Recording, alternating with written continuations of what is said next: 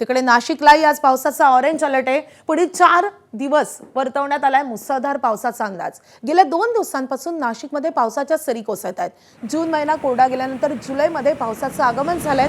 नाशिकमध्ये गेल्या 24 तासात 18.4 मिलीमीटरच पावसाची नोंद झाली आहे।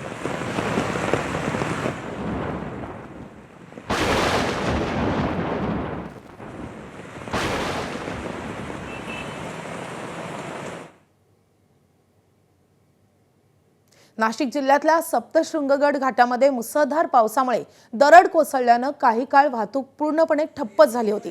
रस्त्यावर मोठा दगड, माती आणि दगडगोटे आल्यामुळे रस्ता बंद होऊन वाहनांच्या लांबच लांब रांगा लागलेल्या होत्या।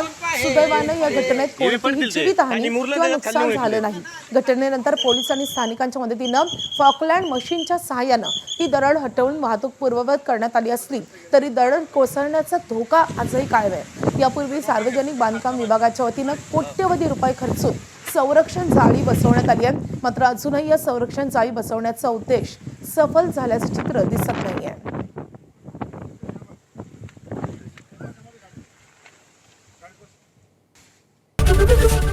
एबीपी माझा, उघडा डोळे बघा नीट।